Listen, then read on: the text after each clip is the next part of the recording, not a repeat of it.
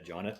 Mm-hmm. She just cranks down on it all the way down the leg, and it just kills. And when she did it the first time, at one point, I'm like, it's pretty tender through there.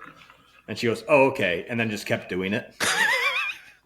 So yesterday I'm laying on the table and she is just full body weight onto it. And I had my head in the pillow. I wasn't screaming or anything, but it was, it was not pleasant. And I'm just gritting my teeth in the pillow. And there was on the table next to me, there's a different physical therapist working on someone. And she goes, Dan, you can tell her it hurts. I go, I did that last time and it didn't change anything. So why would I mention it today? And she goes, you may be the fastest learner we've ever had. A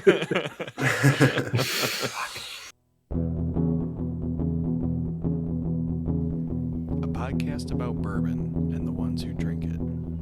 This is Bourbon Matters.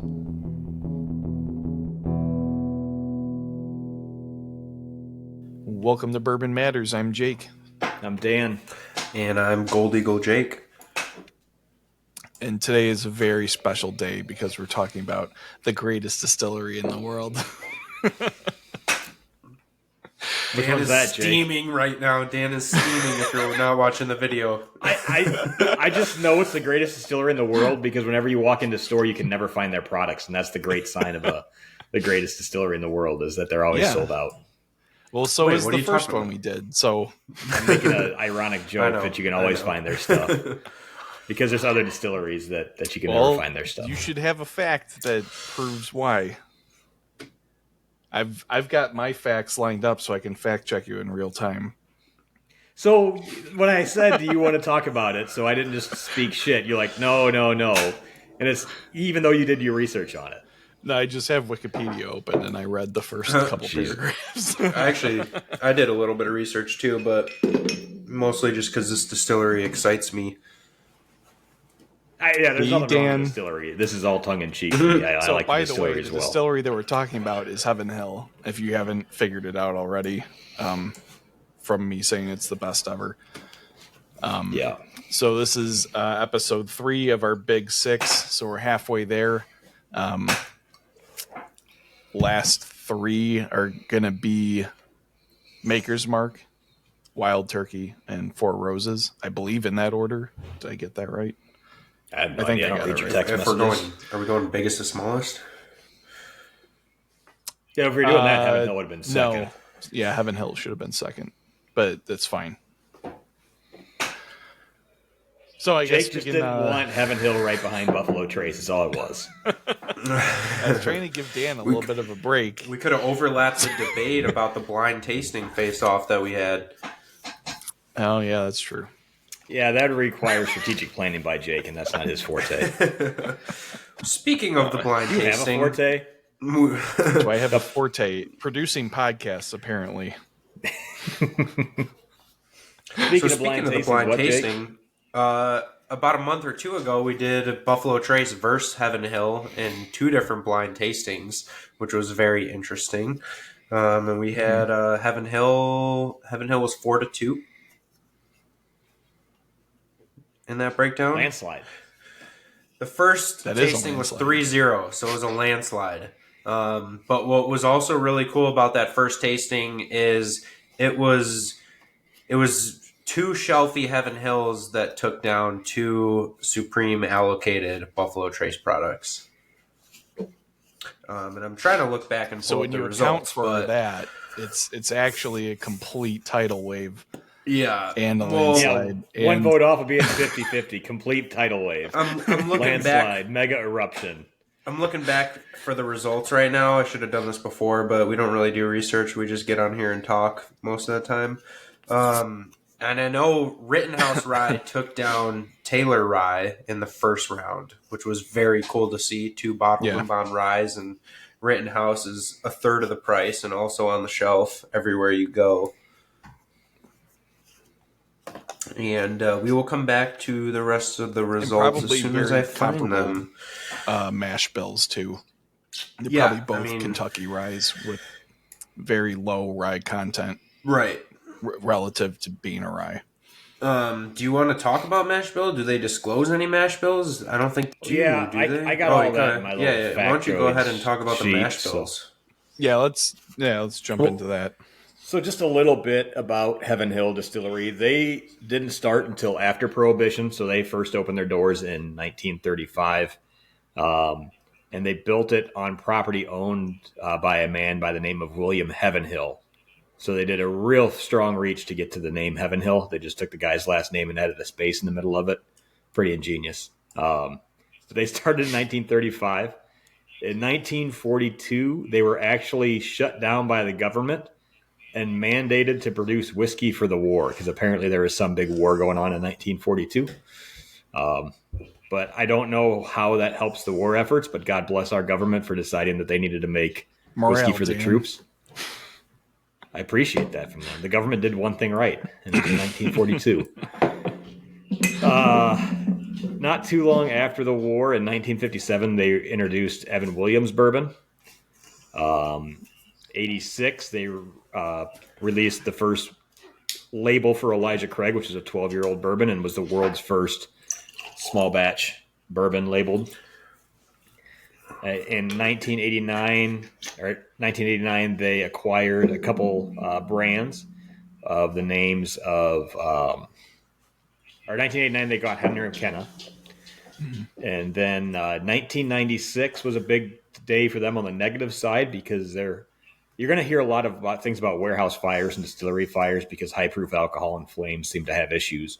But in 1996, they had a warehouse fire.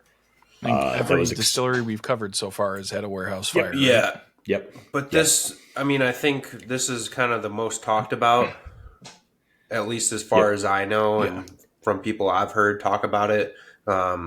Just kind of right before bourbon really got big, they had this massive fire. And what was really cool about this fire is like all the other distilleries rallied around them, provided them with whiskey.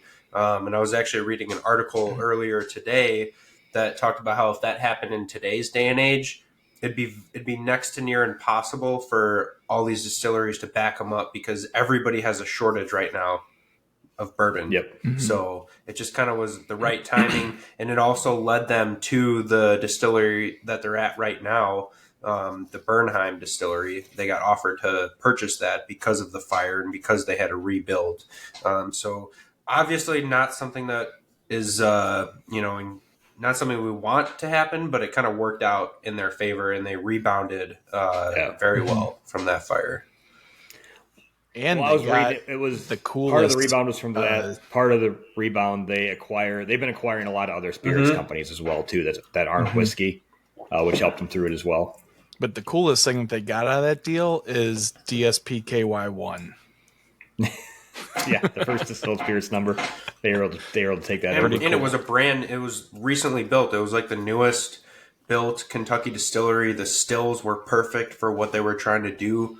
So it kind of was like a match made in heaven. The crazy thing about that fire on the numbers side is they lost over 4 million gallons of whiskey, which accounted for about 2% of the whiskey in the world at the time. Wow. Not just the United States, but of all whiskeys. So pretty large destruction. 1999, they got Bernheim and Old Fitzgerald. So 99, we talked about with Buffalo Trace, that's when they got Weller and Pappy, because that's when Stitzel Weller went out of business and was sold off, and Heaven Hill got Old Fitz out of the deal. In 2012, they launched Larceny, and then from then on out, it's just been massive expansion. They're the fourth, they're the largest independent and family-owned distillery in the country. They're the fourth largest spirit supplier in the U.S. and hold the second largest amount of aging bourbon in the world at around 1.6 million barrels. And they're producing about 1,300 barrels a day. Whiskey Acres, we're going to have about 400 barrels of whiskey produced this year, so we're catching up on them quickly. The big thing with most people don't talk about with Heaven Hill, or people that aren't big into whiskey don't know about Heaven Hill, is that a lot of their master distillers from the get-go are from the Beam family. So All we just talked about Jim Beam. Distillers. Not today, not all of them. Today Is they it? are. It's not. Parker No, it's not a Beam Beam and his last son. name. Okay. Yeah, I thought it was a different guy now, but No, get your facts right. That's fact number Yeah, fact, so fact that's- number 392 on Jake's list. To go. when we go through their product line and their mash bills like we've been doing, similar to Beam, similar to Buffalo Trace, they have just a couple mash bills and then their brands off of each mash bill. So they have their bourbon mash bill, which is 78% corn, 10% rye, 12% malted barley. And the names that fall under the bourbon mash bill are Evan Williams, Elijah Craig, Fighting Cock, Henry McKenna, Heaven Hill, and JTS Brown. You have the rye mash bill, which is 51% rye, 35% corn, 14% malted barley, and that's going to be your Rittenhouse in Pikesville.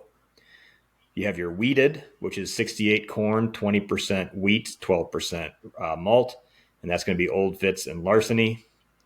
If Roberto was here, his favorite is the corn whiskey mash bill, which is 80% corn, 12% rye, 8% malted barley, and you have mellow corn under that label.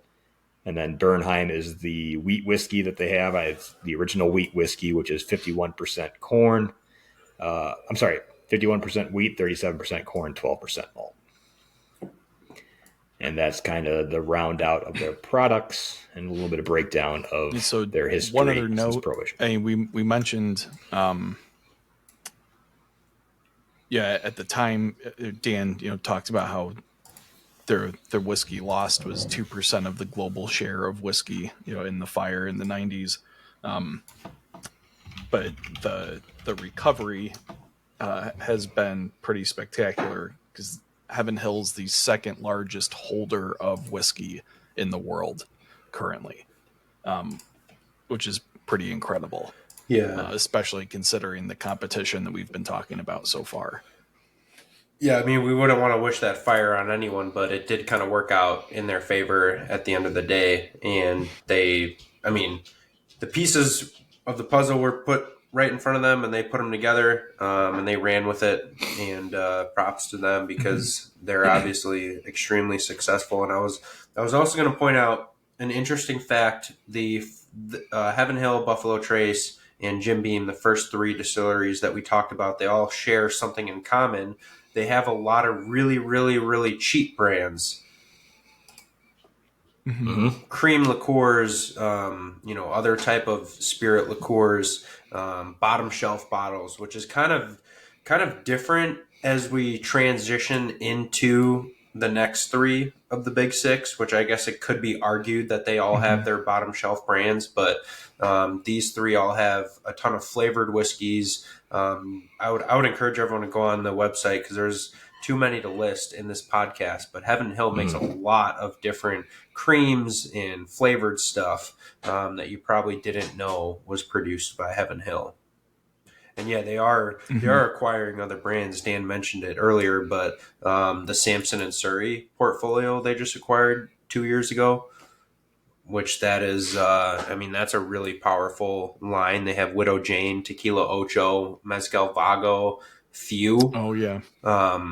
Blue Coat Gin. So those are all pretty good sellers themselves. And now that they have Heaven Hill's marketing and support behind them, they're just kind of dabbing their toes into all these different categories and getting involved, in the right places, I feel.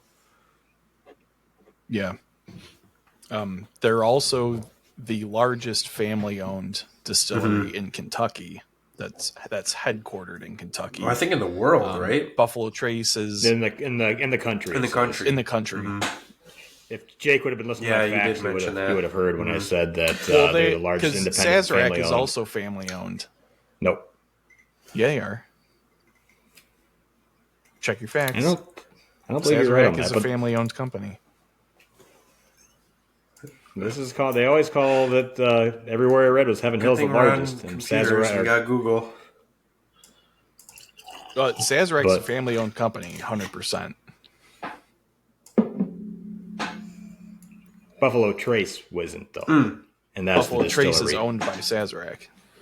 Right, but Buffalo Trace is the distillery, and they're not owned by the name. All right, Brown Foreman is also family owned, technically, but not as big. but they're not as big. Yeah. Which also is kind of crazy to think about because I don't know. I would just think that Brown-Forman would be bigger than Heaven Hill because they have Woodford, Jack Daniels, and Old Forester, and those are all pretty big distilleries, big, well-known distilleries. So that's kind of cool. But going back to the results of the blind tasting, we have to share this. Elijah Craig took down Blanton's. The voting was 27-16. I don't know if that's a landslide in Dan's book, but that's a pretty one-sided victory there. I'll give you a landslide on that. All right, landslide. I don't know if we can't call the next one a landslide, but Rittenhouse 25-18 took down Taylor Rye, and then in the final round we had Elijah Craig Barrel Proof A123 took down Stag A23 27-16. So, pretty big. More evidence of my claims being true. Well, that was tasting 1, and now we got tasting 2, which really briefly we had Elijah Craig Rye take down Sazerac Rye. Sazerac Rye is now on the shelf every day, but a couple years ago people would freak out every time it came in stock. And that was a landslide, 29-17. I think Elijah Craig Rye gets looked over a lot. Just kind of hangs out on the bottom of the shelf next to Rittenhouse. It is an excellent rye. More of that style. I actually think Rittenhouse is a little bit higher. What were the mash bills on those? Elijah Craig Rye and Rittenhouse Rye, were they the same or no? Okay. Just same mash bill. 51-35 corn, Rittenhouse, 14 malt. To me, it tastes a little sweeter, a little bolder, whereas Elijah Craig Rye tastes a little more toned back, and it's a really good introduction rye. Maybe that's just a lower proof. Yeah. But in the second tasting, in the second round, we had Blanton's Gold beat Fighting Cock 27-19, which call it what you want, but Blanton's Gold's $150 impossible to find bottle, and Fighting Cock is a $20 bottom shelf Heaven Hill product, which is... What was the results of the first? What was the results of the first one? 29-17. Elijah Craig beat Sazerac Rye. And what was the votes on this one? We had 27-19. Blanton's Gold took down. Okay, so that's where the delineation of a landslide is. Oh, it's those two votes right there. Those two votes right there. Well, yep, that's where it's not a landslide. I think. I just want to make sure we knew where. I don't know, where Dan. You're the one that determines if it's a landslide or not. I think if you win by 10 votes, it should be considered a landslide. But that's cool because Blanton's Gold, Fighting Cock, they're both 103 proof. We probably have talked about Fighting Cock before. I know I've talked about Fighting Cock at our tastings before. We've put it in blind tastings. It's done extremely well. This is a product where I see Heaven Hill possibly rebranding and making the bottle look a bit nicer because it looks like a cheap bottom shelf bottle and it has a plastic screw top. And we saw what they did with the white label or the green label Heaven Hill 6-year bourbon. They turned it into a 7-year, gave it national distribution, and 2.5 times the MSRP on that. And then everyone went crazy for it. And now we're finally getting a point where that's back on the shelf, but you couldn't find it for the last couple of years. And the same thing I think is going to happen with this Fighting Cock. They're going to kind of rebrand it, up the price. They could sell this for $40. It's a 6-year, 103 proof Kentucky bourbon. There's nothing wrong with it. It does well in blinds, and it's really good too. It's not gonna blow you away and be something you remember forever. But for something you can walk in and pick up for $20 anytime, 6-year bourbon, you won't find any other age stated probably 4+ year bourbons for under $20 like that. On paper, Fighting Cock probably should have gotten 5 votes. It should have, right? I mean, I bet you, if we put that out there, people predictions, it would have been 35-5 on Blanton's Gold taking that one. Mm-hmm. But yeah, and then last round, what was? Do you have the other we had to put Weller Full Proof against Larceny Barrel Proof. Weller Full Proof won 27-19. Again, Weller is just so soft; it just can't be taken down in a blind tasting. So it kicked Heaven Hill's ass, but beat Whiskey Acres by 1 in a blind So that tasting. means Whiskey Acres is better than Larceny Barrel Proof by a landslide. Just wanted to make sure we threw that out there. Good job, landslide. That would have been a more fair matchup, and I do want to do that one of these days. That toasted barrel against Larceny Barrel Proof, because Weller it's not fair. It's so soft. It's such a different portfolio when it comes to tasting a wheated bourbon, but. I think the Larceny does remind me a lot of that toasted Whiskey Acres barrel. Yeah. Well, full proof is proof down too, so it would be a pretty even matchup, I think.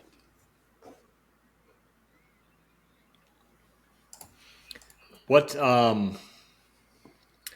so I guess let's kind of go through their product line and get our overall thoughts. So starting off with one of the first ones, which I also like. So Buffalo Trace does names a lot of their stuff after their history of master distillers, where Heaven Hill's kind of gone more off history. So Evan Williams was one of the first people to start this actual legal distillery in Kentucky, is where the name Evan Williams comes from. What are your guys' thoughts on the Evan Williams product line? That's one of their cheaper lines. They have good stuff. What's the one? The white label, the bottled and bond. The 18... 17, that too. 17. I think Jake's thinking 1783. 1783 is so good for like $25 or something. We had 1783 lose by like 3 votes to Elmer T. Lee. No, it was not 3 votes. That was one that you tried to pitch. That's where this whole thing started from. All right. That's where you tried to pitch. It was close. And it was more than the last side that we described. I actually don't remember. I'd have to go back and look, but I thought it was much closer. I remember because you're like, well, this was actually pretty close. Right, it was like no, it was like 7 or 8. No, it was more than that. I remember you tried to sell it really hard. And that's where this whole landslide thing. Another one on paper. Because later that night, there was one that had the exact same vote total, and you're like, this one won in a landslide. I'm like, that was the exact same vote as the Elmer 1783, and you were trying to sell that as a close vote. No. I remember that one as a fact. All right. Either way, a third of the room.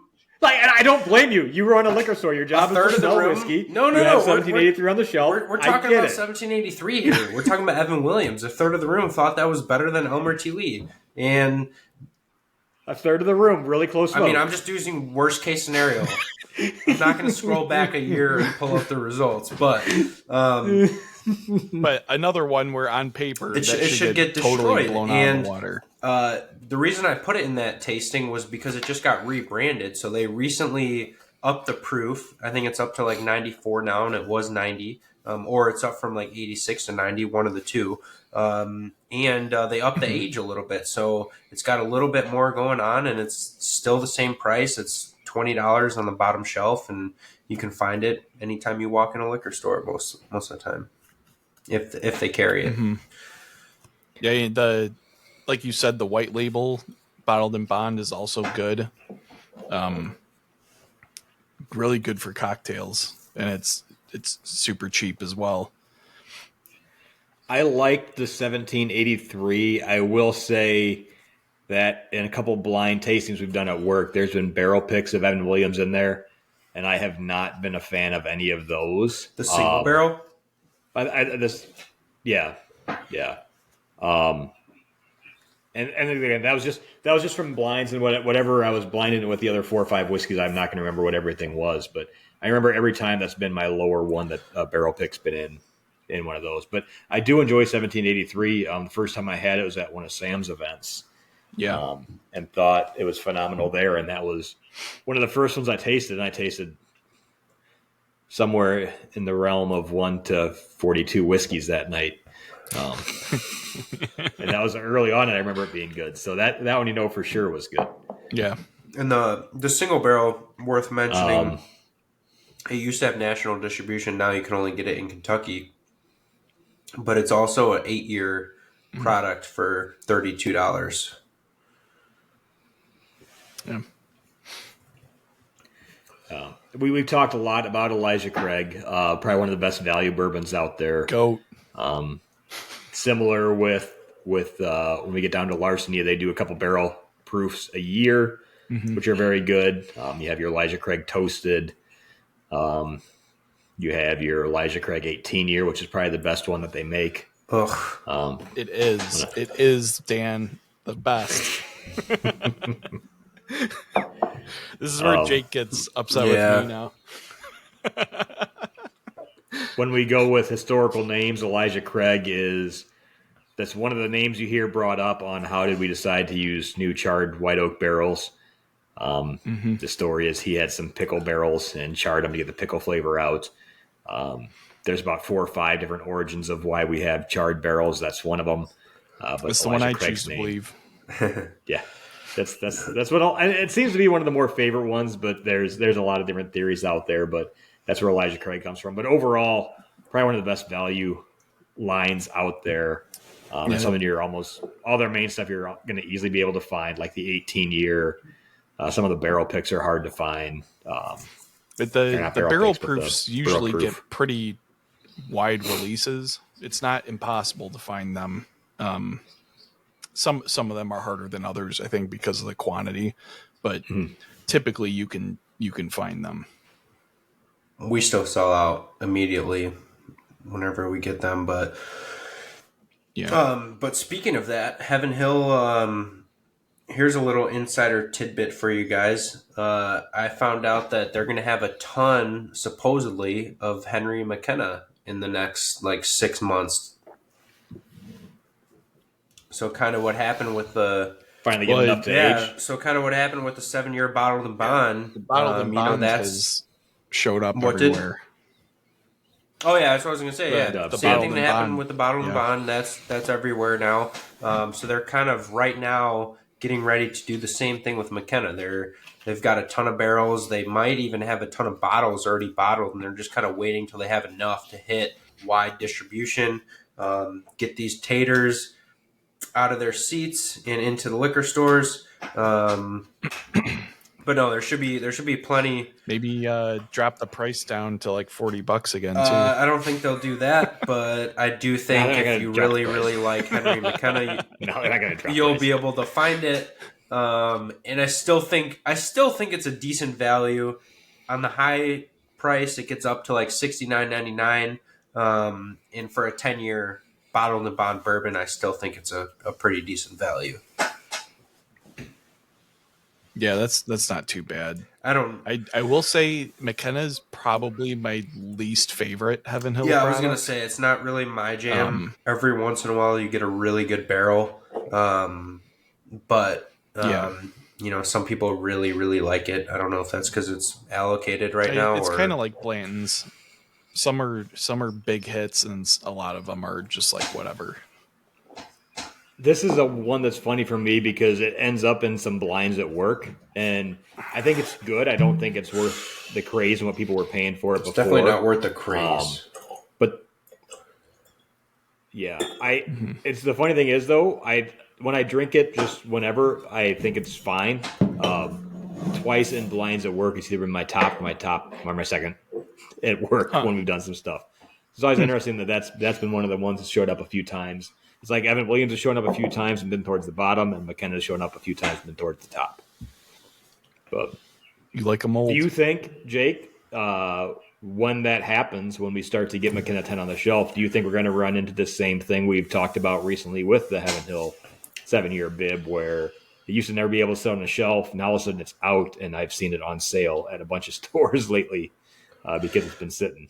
Yeah, Good. I mean, I do. I think most whiskey people right now, I mean, there's still new people getting into whiskey, but a lot of people have just been buying and creating a big collection at their house over the last couple of years. And I think a lot of people are at the point where they're realizing how much they have, and at the rate that they're drinking, they're never going to be able to get through everything that they have.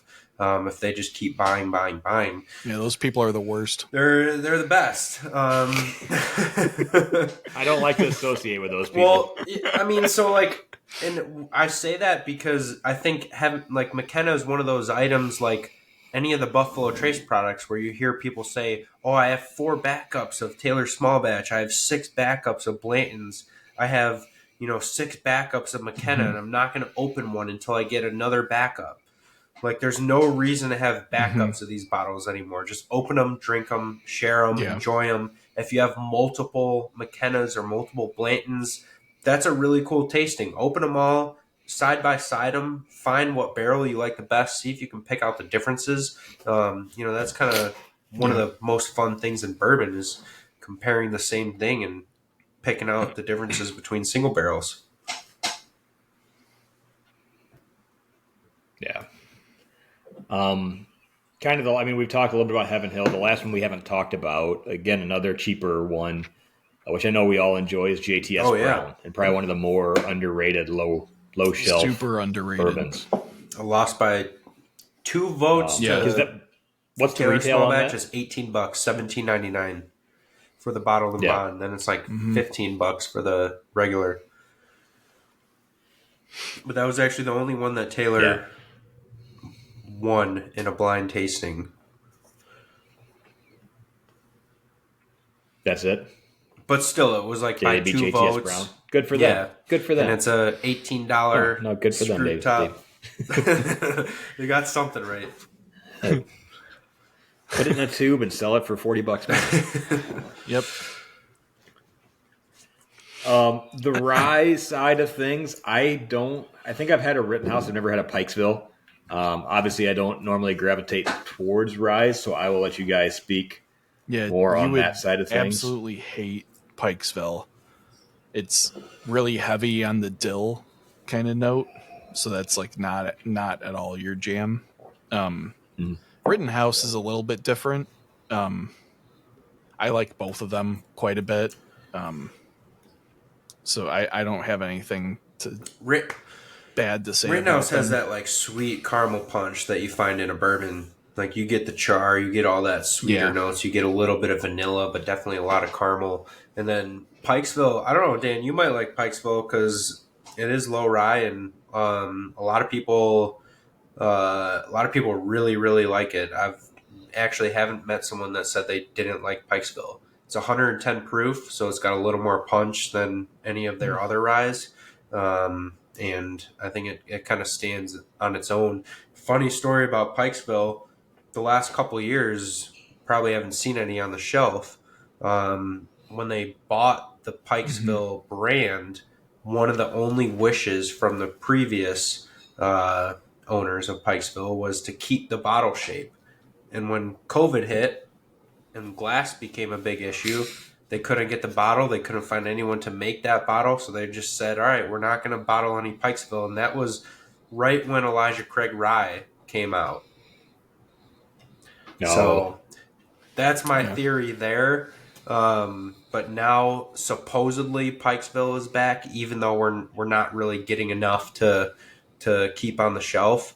But I think it's just a matter of time. They're just playing catch up right now, trying to get everything bottled and back out there on the shelves. Yeah, I've seen it accumulate in a few places, but it doesn't stay for very long. But it seems to be showing up in like more regular kind of waves. It should be an everyday item. Yeah, we're probably pretty close. Before COVID, it just sat on the shelf. I mean, people knew what it was, and they would pick one up every once in a while, but nobody was hoarding it. Yeah. The weeded line, obviously, you have your Old Fitzgerald, which is anywhere from 14 years to this year's was 19-year-old. Yeah, well, they just announced they're coming out with an 8-year this year. Oh, nice. Are they going to put it in the decanter bottle like Jake just showed? Are they? That's the nice. 8 years going to go in a decanter? It is, yeah. That's so when they released the 19-year last year, they did say it was like the last of their older stocks. So this is the first release since the 19 year, I believe, and they're coming out with an 8 year. So I think we're going to start the trend of going from low to high again. It's not going to be as expensive. It's going to be. They're still going to sell it for like 250. No, I was going to say MSRP I saw was 110. So it's not going to be as much, and hopefully there's more of it available. I mean, I'll be honest here. I'm not a big fan of the. I'm not a big fan of any of the recent ones I've tried. I don't think I've tried the 19 year, but just for the price and for how fancy the bottle looked, I was just kind of expecting more. I don't know why, because it's a wheated bourbon, and wheated bourbons are kind of one dimensional anyway. But yeah, I'm excited to see where this brand goes, because I think now they're getting into some new stock and some new distillate, and to see where it progresses is going to be very interesting. And hopefully, because it's an 8 year and they're kind of restarting, revamping, there's going to be more of it available. Mm-hmm. Well, we opened mine my thoughts the week on the old before Fitz. Thanksgiving. Sorry, go Jet. Dan tried it at my house. What did you think of it, Dan? I've had it before too. We had it at work once. I think it's good. I think that it falls in the same category as a lot of whiskeys I consider good. It doesn't, nothing that blows me away out of it. I would prefer Elijah 18 over the Old Fitz 19. Yeah, and I know we had both that one night, and I think I would still stick with the Elijah over it. Yeah, I like that like super aged kind of flavor profile on like pretty much anything, because we had the Knob 18 that night also, and that hits all those like check boxes for me of that like kind of older flavor notes, like the like dried fruits and the heavy oak is kind of what I like. A little bit of tater in there. A little bit of tater, yeah, I like how Jake's face just blank stare. Jake wants nothing to do with this conversation right now. But no, when we talk about the Heaven Hill wheated line, so obviously, if like Jake talked about the Buffalo Trace wheated line versus the Heaven Hill wheated line, wheats are always going to be a little bit softer, not as punchy. I prefer heavily the Buffalo Trace over the wheated line for Heaven Hill. The Larceny, I've tried just the standard Larceny. I do not like the normal Larceny. I like a lot of some of the different barrel picks I've tried. Or not barrel picks, the barrel proof Larcenies, I think are pretty good. I think it adds the extra heat, adds a little spice to it, and punches it up a little bit better. So I do like the Larceny. I think the Larceny barrel proofs are good. Yeah, Larceny needs the higher proof point to get some of those flavor notes to come through. So yeah, I do actually like those a bit. I don't know if I've had regular Larceny. I was gonna say it's been a while since I have. Like it was way in the beginning of my bourbon journey. Yeah. I probably should revisit and just try it, because $25 for a wheated bourbon 6 year. I think it is 6 year. Mm-hmm. I think all this stuff is 6 year. Mm-hmm. Is it? Maybe except for the I know it's all Williams. these 4. Yeah. No, I think their wheated stuff is fine, but like if you're going to compare regular Larceny to Weller Special Reserve, there's a world of difference in flavor for basically the same price point. It's ones you can't find when you can. But Larceny's not as soft, it's not as forgiving as the Weller. Yeah. And they all Bernheim is also wheated. It's a wheat whiskey, though. That's a wheat whiskey. Oh, wheat. Okay. That's 51%. I thought it was 80. No, that was the mellow corn. I saw one thing that was 80, but Breaking Bourbon had it as 51, 37, 12. So, yeah, I mean, the Bernheim, that's a good transition. Well, no. Right. Yeah, that's what I was thinking of. 80 is the mellow corn. Yeah. Mm-hmm. Yeah. Oh, mellow corn. But no, okay. Bernheim, I think the regular Bernheim is excellent, and it's overlooked 100% of the time because it's a wheat whiskey. People are like, oh, I want a bourbon. But it's 51% wheat, and it's made just like a bourbon. New charred oak, all the rules apply. And it's a really, really good wheat whiskey. It's a really good whiskey in general for under $30 and 7 years and sitting on the shelf all the time. I bet you there's a blend of 7 to up to 12 years in those barrels. Because they have nothing to do with the older wheat whiskey once it passes the Bernheim age. They did come out with the Bernheim Barrel Proof, which is probably a good handful of older whiskeys. But that'd be a good one to try. So it got destroyed, and destroyed is a term I will use here in a blind tasting against our Wilderness Trail wheated bourbon. And I guess so I hate. Well, the wheated bourbon versus that's what I was going to say. Like it's different, but the point was when Bernheim Barrel Proof came out, people were freaking out. We were getting phone calls, people nonstop asking for it, and my response was, "Have you tried it?" Because we put a bottle at the bar, and I thought it was not good. I mean, it just tasted like all wheat. the feedback I got from people at the bar at Gold Eagle said it was not that good. And people still wanted it. Of course they did, because it was hard to get. So we put it in. This was a landslide. I mean, this was, I'm not kidding, like 32 votes to 9. Our Wilderness Trail wheated bourbon took down the Bernheim Barrel Proof. Did you not allow those 9 people back? Yeah, they should have been allowed back. But there's probably a couple of them listening to this podcast, though. So, which, by the way, I have no idea who those 9 people are. So, if you are one of those 9 and you're listening, just reach out for shits and giggles and say what's up. Yeah, when Jake knows who to not let back in the bar for blind tastings. I mean, there's no right or wrong answer. I like, if you like the Bernheim wheated, that's fine. Just let me know why you like it better than the other one. Yeah. We touched on it. We would we have to talk about mellow corn for Roberto. Yeah.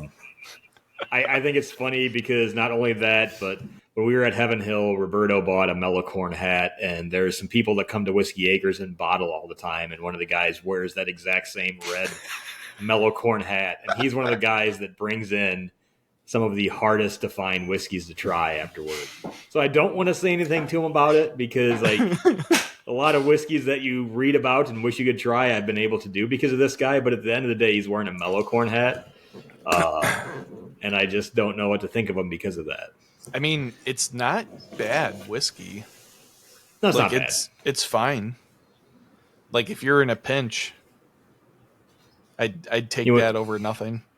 You want to drink something that looks nuclear green? Would you take that? It's yellow. Would you take that over JTS Brown or Fighting Cock?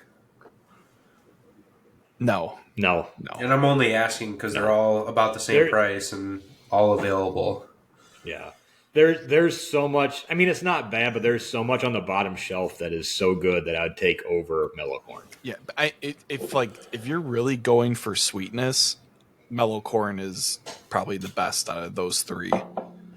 But if you're going for like a more rounded flavor profile, then like a normal bourbon would be better.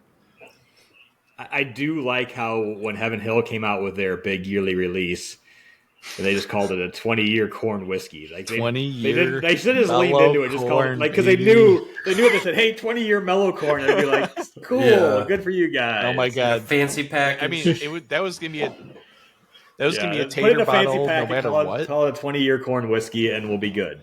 No one will ever know. That just being the Heaven Hill limited release makes that a tater bottle. If they would have slapped mellow corn on there, it would have been like the ultimate tater bottle. People would have gone nuts for that. I'm telling you. They should have done it and still had the yellow plastic cap. That would have been amazing.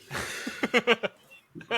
like that would just be a big, like, I'm going to roll this out of my pants and just put it down on your forehead. They should, like, that's what they should have done that just to do that. Same bottle, same bright label. Yellow cork. Yeah, bright yellow cork. Same bottle, but a cork. But same label, maybe like just a leather with 20 label in front instead of just a print. Like the gold foil over the top. I wish they just would have done it just to be like, hey fuckers, I know you're gonna want this no matter what we put a name on this on. So, but they tried to be coy and just call it a 20-year corn whiskey. Like, just lean into it.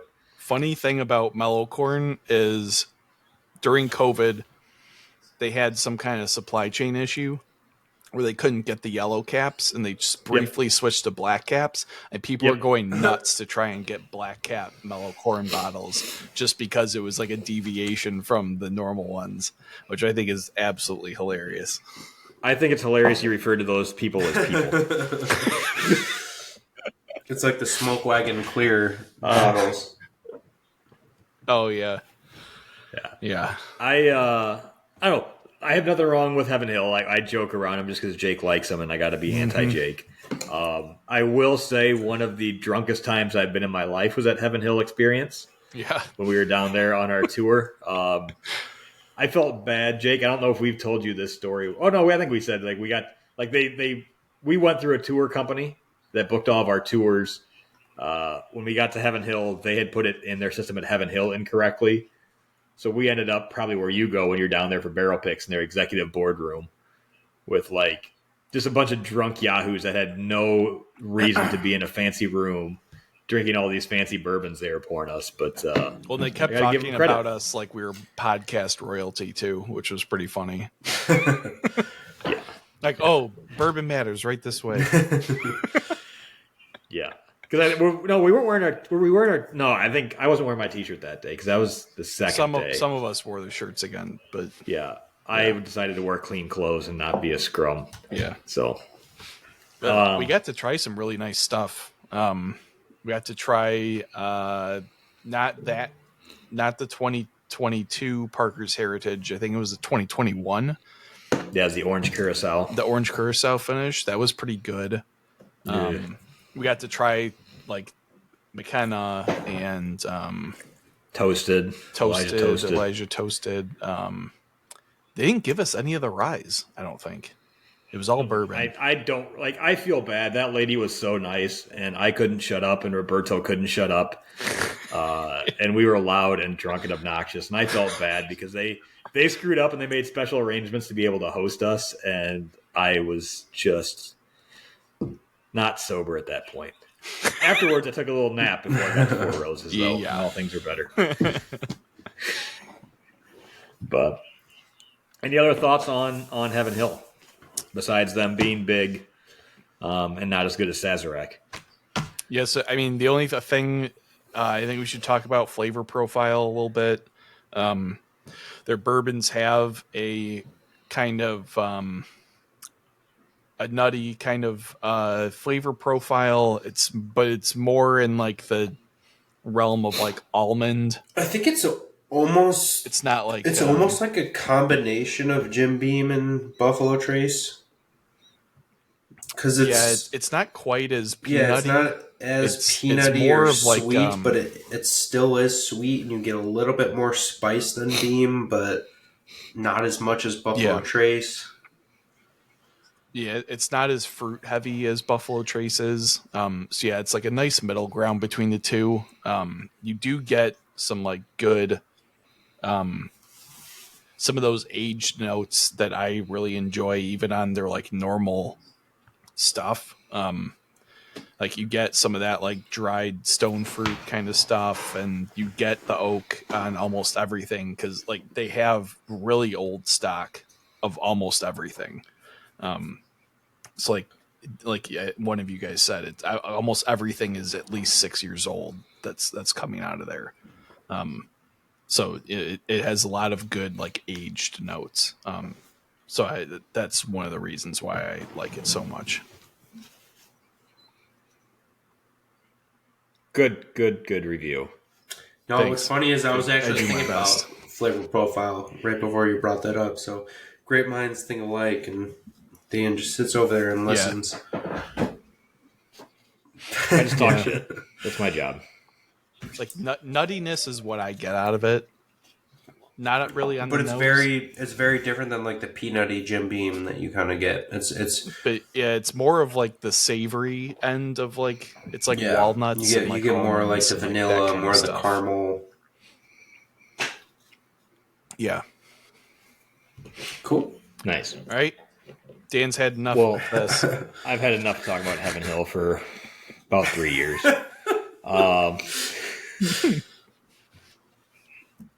No, I like I said, we talk about it a lot.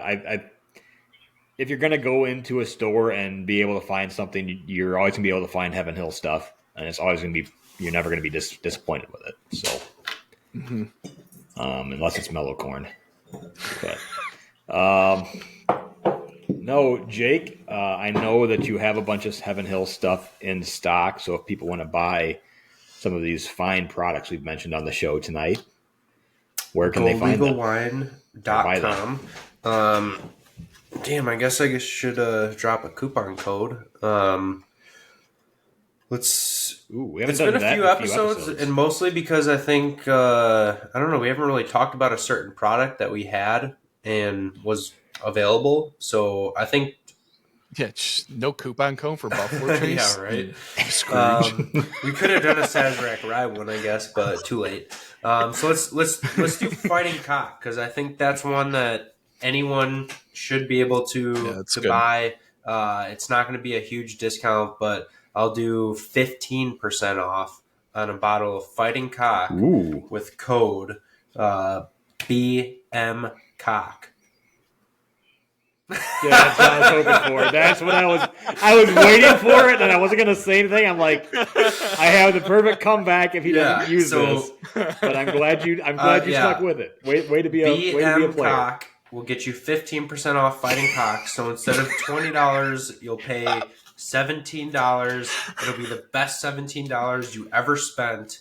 A 6-year Kentucky bourbon and 103 proof. And if you want to do that, go to goldeaglewine.com. Follow us on Instagram at goldeaglewine. Follow us on Facebook at Gold Eagle Spirits. And shop online. Make sure you download our app on the Apple Store or Google Play Store.